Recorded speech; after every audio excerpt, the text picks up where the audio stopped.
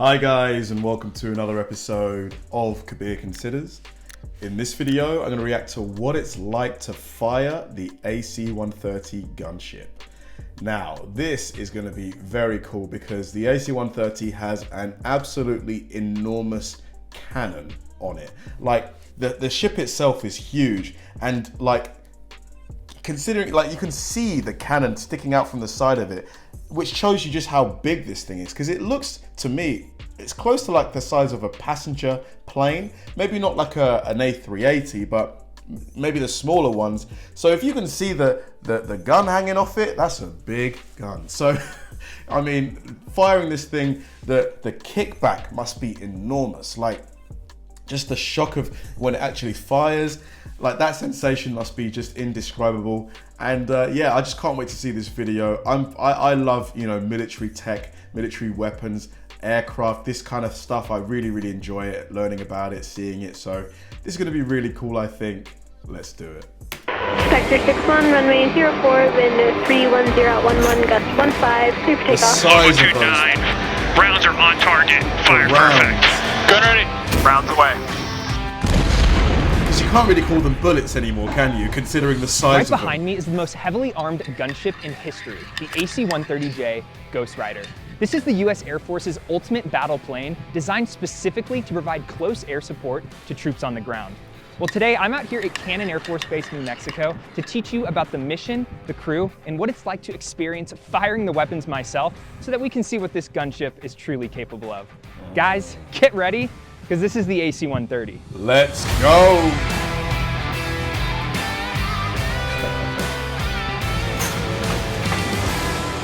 The size of the shell casings, man, it's just, they're like that big.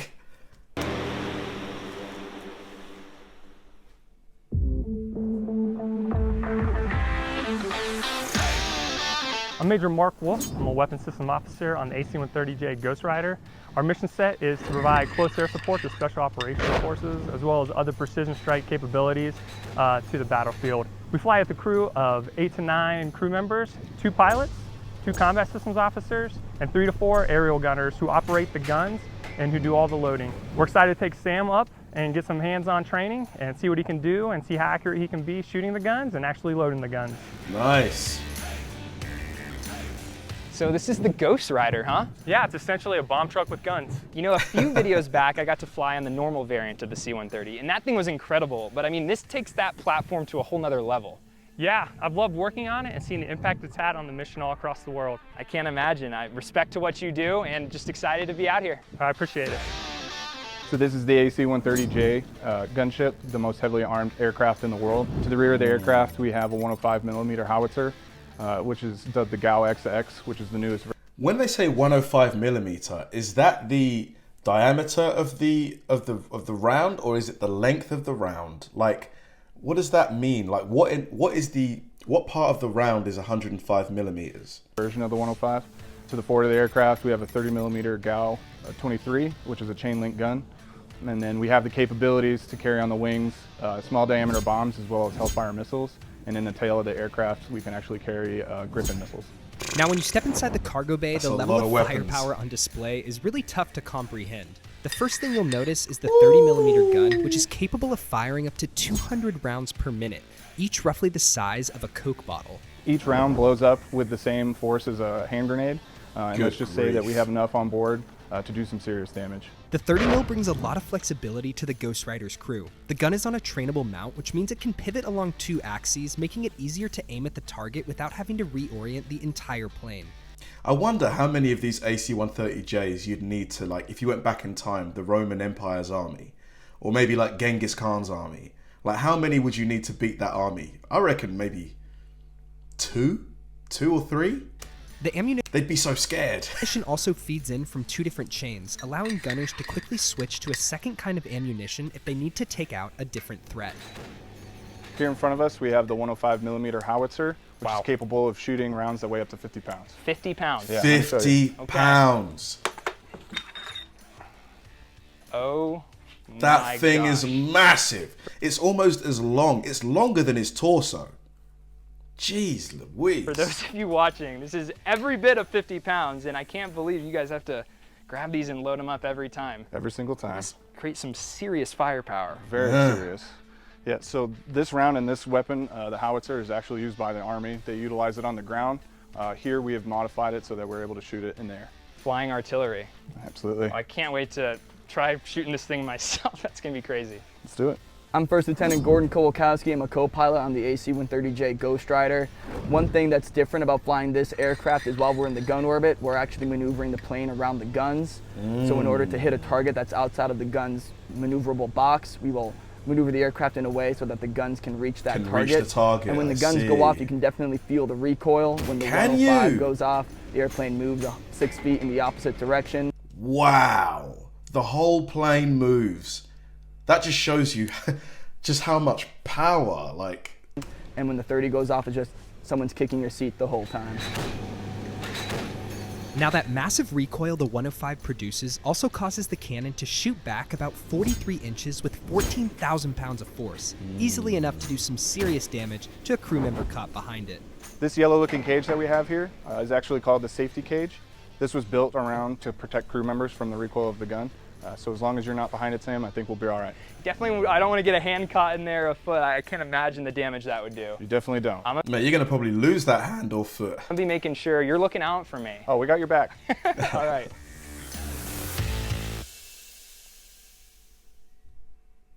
At this point, it was time to head inside the squadron for the mission brief.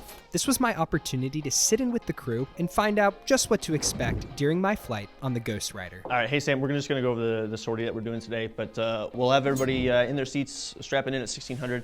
We'll have you up front in the jump seat for the takeoff at 1630. After we take off, maybe 5-10 minutes after that, we'll let you go to the back when we get overhead the range, and then we'll let you get on the 30mm with my gunners, kind of get you a few shots with that, then get you back to the 105, let you load a few of the rounds. They're pretty heavy, but we'll see how you do with that.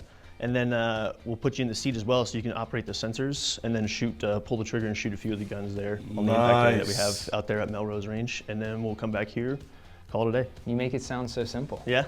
Yeah. You got any questions for me now? No, I'm very excited. I don't really know exactly what to expect, but I'm sure I'll feel that thing. It's gonna be crazy, huh? Yeah, it's a pretty good recoil. It's kind of like if somebody were to like kick the bottom of your chair kind of hard like you're sitting in right now. So. Okay, I'll take you up on that. Let's see if it's like that. All right, well, thank you so much. I'll see you out there on the flight Sounds line. good. We'll see you out there. I wonder, like, to get this experience with the Army, he probably had to jump through a lot of hoops. They probably did background checks and all that kind of stuff, right? On my way out to the aircraft, I stopped by Aircrew Flight Equipment to pick up a few pieces of gear. The first was a safety helmet for protection that also allows me to communicate with the pilots and crew, and the second was a pair of gloves I'll be required to wear when loading the guns. All right, I got a helmet and a pair of gloves. That is what will be protecting me when I'm firing the 30mm and the 105. Checks out. After that, it was finally time to head back outside to load up for the flight.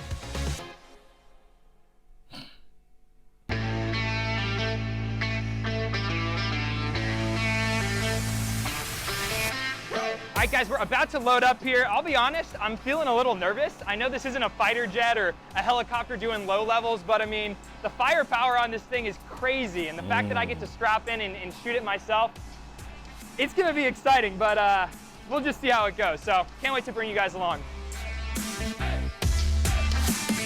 Just like we briefed, I started out in the flight deck where This guy reminds me of the guy from Top Gun. I think it's the combination of the aviators and the mustache. I would be sitting for takeoff. As the pilots ran their pre-flight checklists, the rest of the crew was busy prepping the aircraft for our mission. Now, one thing I haven't shown you yet is probably the most important component of the Ghost Rider. This dual console computer system known as the MOP, or Mission Operator Palette. This is where all the weapon systems are controlled, including the cameras, sensors, and most importantly, the trigger. The MOP is typically occupied by the combat and weapon systems officers. However, today, when we get out to the range, I'll have a chance to take a seat and give it a go myself. Spectre 61, runway 04, wind 310.11, gust 15, clear for takeoff. After starting the engines and receiving tower clearance for taxi and takeoff, my flight aboard the mighty AC130 was officially underway.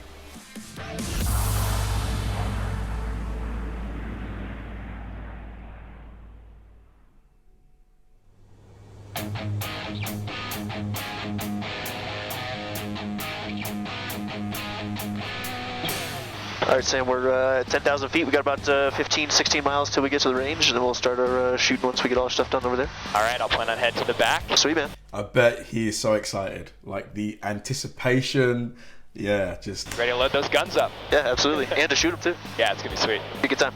After making my way to the back, I grabbed my helmet and gloves and found a seat behind the mop as I waited for the crew to finish prepping the guns. Before they're ready to fire, the guns have to be adjusted through a process called tweaking. This is very similar to lining up the sights on a rifle or shotgun, and for the AC130, it involves firing rounds at different points in the gun orbit, so wind adjustments and other corrections can be made. I see. You want to take shots from different parts of the orbit because the wind is different as we go around the orbit. Right. And you got to remember we're over 1 mile away from where we're shooting, so that's why the wind can change from up here to down here. So that's for the tweak only. Once all the tweaks were made, it was time to take my seat at the mop. The first thing I'll say is that to some extent, it really did feel like I was playing a video game. The side controller where you see my left hand is where you change the position of the camera over the targets as well as the zoom. And you can actually adjust the sensitivity just like your typical Xbox or PlayStation controller. Pull it straight back towards you. See that zooms in and then push it forward. That's what you. So those are these two fingers are the ones you're going to use the most. Zoom in, out, left, right. This is just like Call of Duty, guys. I'm not kidding, it seriously was. But anyways, once I had a fairly good idea on how things worked at the mop, it was... I've thought to myself sometimes, like with all the, people playing like war games like Call of Duty, stuff like that. Like if there ever was a full-blown war, is some of that, experience from the video game applicable to real life war? Maybe? I don't know. What do you guys think? It's finally time to fire. Starting out on the aiming gun 1, and stuff. the 30 mil, this was gonna be fun. So you're good to go? Is this the button? It's the trigger. Oh, okay. Okay, so as soon as you pull it, the gun's gonna go off. So you good? I think I'm good. All right, here you go. Here we go. 3, 2, 1. There you go. That I just fired an AC130, guys. And don't worry, because I promise we're just getting started. Let's go. Ground Inspector 6-1. Pilot gun, you got guns 1 and 2 on the line. Pilot copies. Okay, so that was pretty cool, but I think it's time that we move to the gun I had been waiting patiently for. The big boy. Gun 2, the 105mm cannon. For this, things were going to work a little bit differently. Instead of just pulling the trigger, we were going to simulate a real-life fire mission. All right, you ready for a fire mission? Hell yeah. This is how things would work in a real-life combat situation with friendly forces on the ground calling in an airstrike. Spectre 6-1, Lobo 2-9. Fire mission, over. That first piece of comms is from the simulated controller on the ground who is calling in the initial request for an airstrike. I see. Send it. My position, OP jockey, no mark. Target location is 140, 530 meters. Group of 3 tanks in the open, no mark, over. I then responded, send it, which prompts the controller to transmit the coordinates and target. In this case, a group of 3 enemy tanks. Those 105mm rounds could easily bust through a tank, right? Easily. You'd think so, even though tanks are very heavily armored with, I think it's depleted uranium. It should do, right? 1 copies, looking. Tally target, 1 enemy tank. Now this final piece of comms you'll hear is my favorite part because it includes a checklist rundown from the entire crew. As the WISO or Weapon Systems Officer, I'll relay the gun type, ammunition, and distance to target, which then allows the CISO or Combat Systems Officer next to me to confirm. It then goes to the pilot who has a consent switch up in the flight deck before going back down to the gunners who load the ammunition and confirm that Gun 2 is ready to fire. Wow, so many checks and balances, so many layers that need to happen before the final okay is given. Crew 2 WISO, Gun 2 trainable, prox, target 140, 530 meters, WISO ready. Scissor confirms. Arm 2. Gun 2 armed. Gun ready. Rounds away. Woo! Oh, that's a direct. Let's go. Spectre 6-1. Gun ready. Lobo 2-9. Rounds are on target. Fire for effect. That answers my question. That tank is mop from the pilot. We're going to descend down to 9,500 just to see if it's a little less bumpy. 10,000 puts us right at the base of the clouds, basically. So if you've stuck around this long, you'll know that there's still one thing I have left to do. Experience loading the 105mm cannon myself. As I pulled on my gloves and made my way to the rear of the aircraft, I realized this was not going to be the easiest thing I'd ever done. Handling 50-pound rounds at almost 10,000 feet in the air while experiencing some pretty bad turbulence, let's hope I brought my A game. All right, Sam, we're going to get you on the 105, shooting some TP rounds. You good with that? Do it. I want you to be absolutely careful because the turbulence right now is really bad. But remember how this works, right? You're going to take your hand, you're going to cup the back. You want to cover the primer at all times, right? You're going to take it out, slide it into your hand. Okay. You're going to swing over. Okay. It slides right in, right? Okay, awesome. Okay, does that make sense? Yep. It was actually a little bit more complicated than it sounded, especially remembering how to arm it once it was loaded in the gun. Especially because it's so heavy, 50 pounds. But anyways, I gave it my best shot.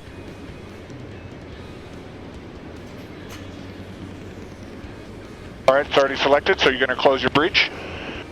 Hit the F1, and then arm it. Are you gun ready? Gun ready.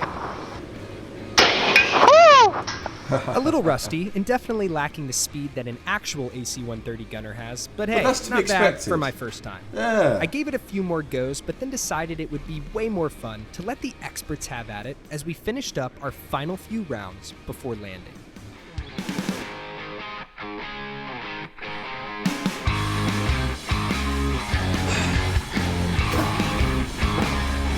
The recoil is so fun to see, just...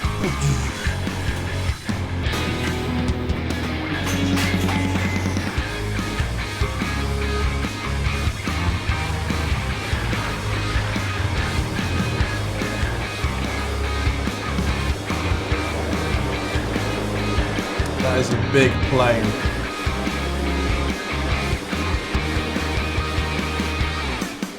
Guys, I don't even know what to say about that one. I've been fascinated by the AC130 ever since I was a kid, so to be able to come out here to Cannon, to fly with the crew, and experience firing those weapons myself, it was just amazing. As always, thank you so much for tuning in. Fun I video. hope you learned something Fun new. video. That video was a lot of fun to watch. It's an amazing plane with a lot of hardware, a lot of ammunition. That cannon, honestly, just seeing the size of the rounds, like I wouldn't have thought they weighed 50 pounds. That's what, 22-ish kilograms, maybe 23. That is a heavy, heavy round, honestly. I mean, yeah, just I would love that experience that he went through. He'll never forget it. You know, I'm sure he will never forget that. I'm sure very, very few civilians get to do that. I'm curious to know what he had to go through to get, you know, permission to do all of this. Amazing video. Thanks for watching, guys, and I'll see you in the next one.